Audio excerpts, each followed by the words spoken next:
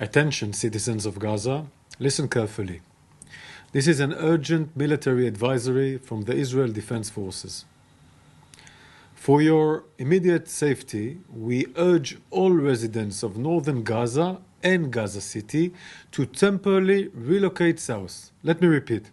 We urge all residents of northern Gaza and Gaza City to relocate south immediately. This is a temporary measure. Moving back to northern Gaza will be possible once the intense hostilities end. Hamas puts your life in danger by placing weapons and forces within civilians' area in Gaza, including schools, mosques, and hospitals. The impending IDF operation is set to neutralize these threats of Hamas with precision and intensity.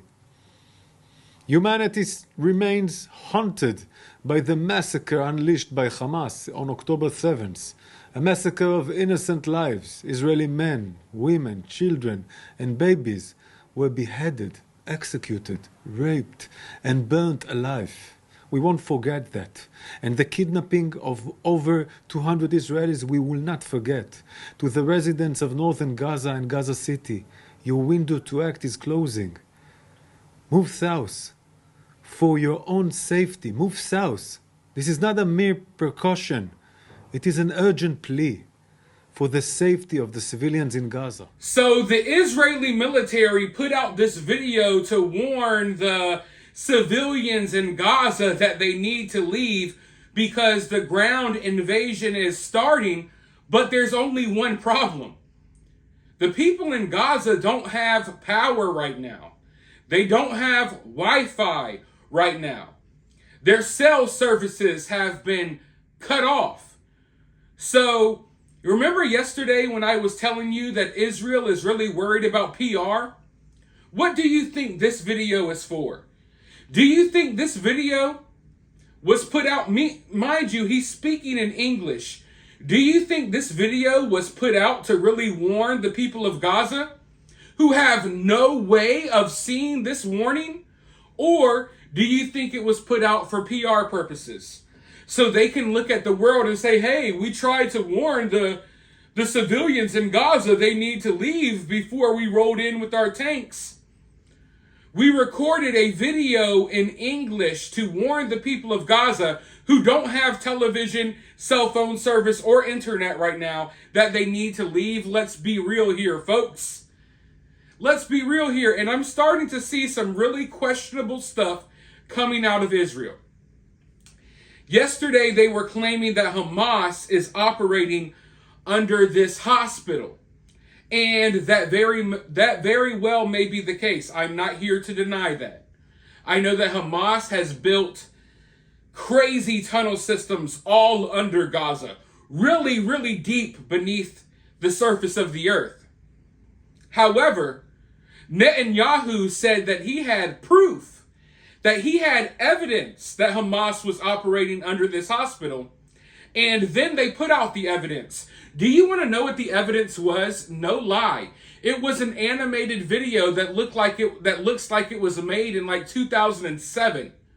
An animated video. That is the evidence that they had. A cartoon that they made themselves, yet they're like, hey, here's the evidence that Hamas is under the hospital. And I'm sitting here like, where's the evidence? This cartoon? You literally made a cartoon and called it evidence? I don't know what the heck is going on, but there seems like there may be a possibility that Elon Musk uses Starlink. So the people in Gaza are going to be able to have access to Wi-Fi. I don't know if that's going to happen yet or not for sure, but there's talks that it may happen. Hopefully it does. And I say hopefully because I think it's important that we hear both sides of the story. I think it's important that we see as much as we can from the ground. I don't like it when one side controls the narrative. But, you know, Israel is still trying to shy away from using the word invasion, but the invasion has started. The invasion has started, and the USS Dwight D. Eisenhower, it just arrived in the area, And now I know why they were holding out on the invasion. They were holding out on the invasion until the U.S. military got all of its, they wanted to make sure that the U.S. got all of their military equipment and troops and ships in position before they invaded Gaza. So just as the Dwight D. Eisenhower is rolling into the Mediterranean, Israel invades Gaza. And they're not worried about anything because they know that America has their back. And if any of these other countries act stupid, if any of these other countries want to join in the war, they're going to have to fight against America directly. Okay? That's what's happening here. But I was watching this invasion last night, and this isn't even the largest part of the invasion that's going to happen. And man, these troops are having a difficult time, folks. I know that you can see all of these tanks. You see the equipment that Israel has. You look at Hamas and they look like a broke terrorist group, but I'm going to tell you right now, Israel is in for a tough fight. Throughout history, go look at history. The well-trained, well-equipped militaries often lose. I mean, let's look at the Revolutionary War. England, their troops were better trained. They had better equipment, you name it. But they came over here to America and they got their asses kicked by a bunch of dudes running around the woods with muskets. And that's what happens often in war. You can go look at Vietnam. I mean, don't get me wrong, we kicked a lot of ass in Vietnam, but we got our asses kicked as well. The Viet Cong, they knew their jungles well. They're popping out from little trenches that they built in the ground. They built little tunnels. I'm telling you right now, it doesn't matter what type of military equipment you have. It doesn't matter how more advanced you are opposed to your enemy. War is still a tough thing. You know what I mean? And when you're going into someone else's homeland, they know the land, they know the place better than you do. And Hamas has set up ambushes all over Gaza, and they're ambushing these soldiers as they roll into Gaza. They're popping up from tunnels under the ground behind these people. It's going to get very, very brutal and bloody. This is not going to be an easy fight. It's not going to be an easy fight. But like I said, just look throughout history. There's so many examples of advanced militaries rolling in, thinking they're going to dominate on the battlefield, and then they get their asses handed to them by a bunch of random people running around the woods. I mean, from the beginning of time up until now, we have seen it time and time again. Where there's a will, there's a way. And these people in Gaza and Hamas, they're not going to give up easily. And regardless if you agree with their cause or not, they are very passionate about it. And passion can go a long way.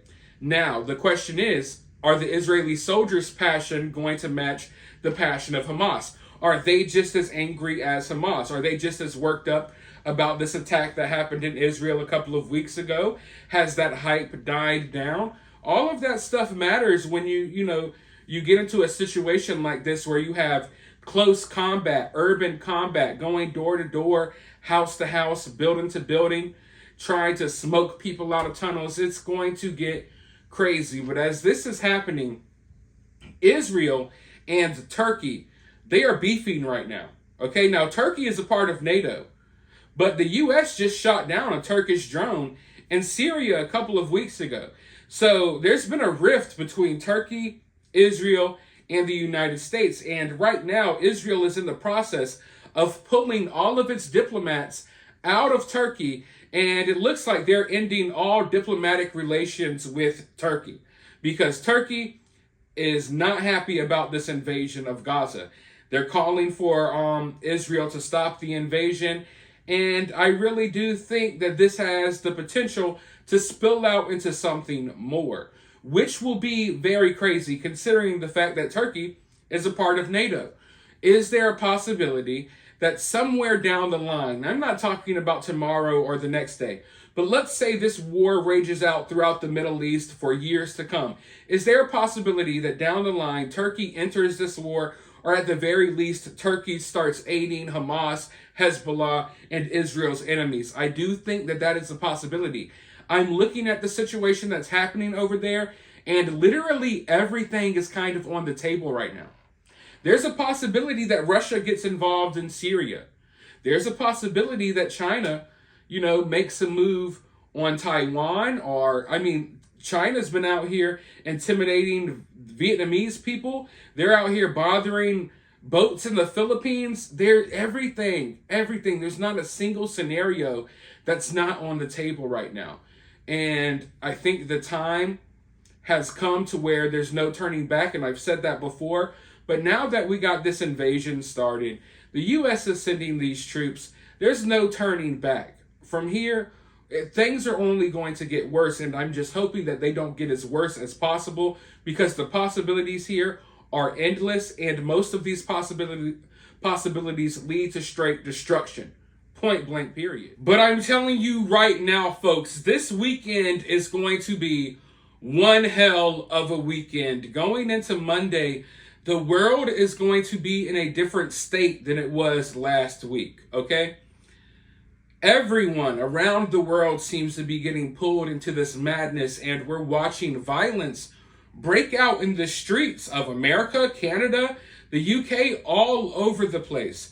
This conflict is going to reach far and wide, and I just think that everyone needs to be careful. Keep your head on a swivel, because this conflict has the potential to make it to your front door, regardless of where you live in the world. Don't think that you are too far removed from this conflict, because the reality is that you're not. The reality is a lot of you can travel downtown right now, regardless of where you live, and you might encounter a large protest happening. A large anti-Israel protest, or anti-Gaza, anti-war protest. There's all types of stuff sparking off. So just be very careful out there. But for right now, I'm going to continue monitoring the situation on the ground. I'm going to continue watching this invasion.